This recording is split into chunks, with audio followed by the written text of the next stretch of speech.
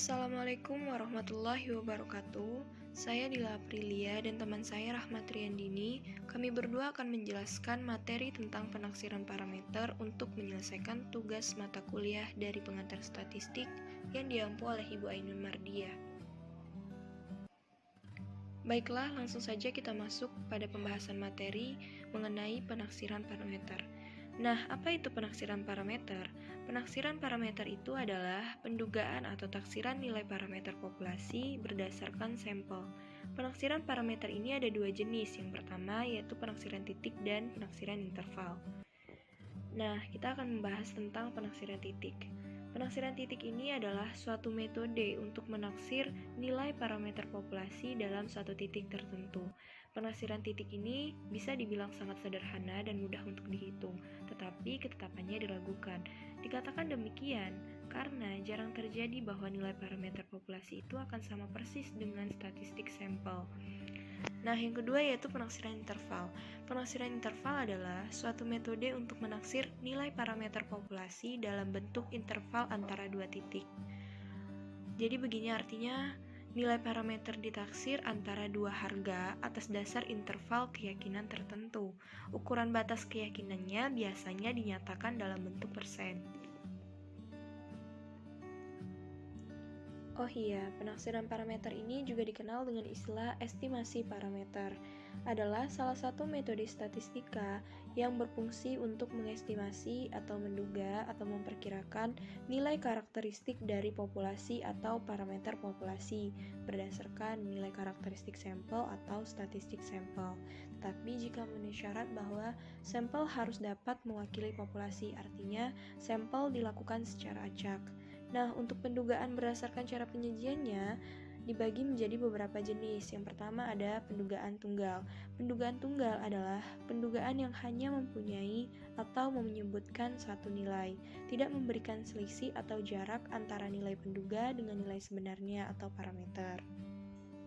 Dan yang kedua ada pendugaan interval. Pendugaan yang mempunyai dua nilai sebagai pembatasan atau daerah pembatasan. Nah, digunakan tingkat keyakinan terhadap daerah yang nilai sebenarnya atau parameternya akan berada. Untuk nilai dirumuskan dengan 1 dikurang seperti simbol A yang disebut dengan koefisien kepercayaan. Dan untuk selang kepercayaannya dirumuskan dengan 1 dikurang A dikali dengan 100%. Untuk jenis-jenis pendugaan berdasarkan parameternya itu dibagi menjadi 3 jenis. Yang pertama ada pendugaan rata-rata, yang kedua ada pendugaan proporsi, dan yang ketiga ada pendugaan varians. Untuk penjelasan lebih lanjut, kita akan mengambil salah satu contoh dari 3 jenis pendugaan parameter di atas. Nah, contoh soalnya yaitu sebuah perusahaan ingin mengestimasi rata-rata waktu yang diperlukan oleh sebuah mesin yang digunakan untuk memproduksi satu jenis kain. Diambil secara acak 36 piece kain, waktu rata-rata yang diperlukan untuk memproduksi satu piece kain itu adalah 15 menit. Jika diasumsikan standar deviasi populasi 3 menit, tentukan estimasi interval rata-rata dengan jenis confidence atau tingkat kepercayaan 95%. Nah, soal ini adalah contoh dari pendugaan rata-rata. Baiklah, langsung saja kita jawab. Diketahui rata-ratanya disimbolkan dengan huruf X adalah 15 menit. Untuk sampel diketahui 36 dan untuk simpangan baku sama dengan 3. Nah, untuk menentukan nilai standar deviasi digunakan rumus seperti simbol O itu adalah standar deviasi dari parameter populasi dibagi dengan akar dari sampel. Nah, dihasilkan 3 dibagi akar dari sampel sama dengan 36 itu akan dihasilkan 0,5. Untuk tingkat kepercayaan 95% dari tabel distribusi normal diperoleh Z tabel sama dengan 1,96 14,02 kecil dari rata-rata parameter populasi kecil dari 15,98. Baiklah, langsung saja kita lanjut ke soal nomor 2. Sebuah peti kemas diperiksa untuk menaksir presentasi barang rusak. Untuk keperluan tersebut, diambillah 60 buah barang yang ada di dalam peti dan diperolehlah 9 buah yang rusak.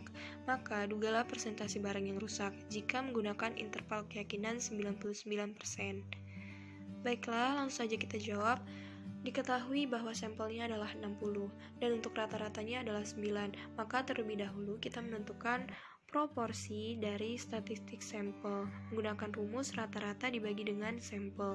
Jadi 9 dibagi 60 akan dihasilkan 0,15. Untuk nilai menggunakan rumus 1 dikurang seperti simbol A itu sama dengan interval keyakinan yang diketahui pada soal adalah 99%. Nah, A sama dengan 1%, maka dihasilkan 0,01. Jadi ZA per 2 sama dengan Z 0,005 sama dengan 2,575. Sekian penjelasan saya dan teman saya yang bisa kami sampaikan mengenai materi dari penaksiran parameter ini. Kami akhiri dengan wassalamualaikum warahmatullahi wabarakatuh.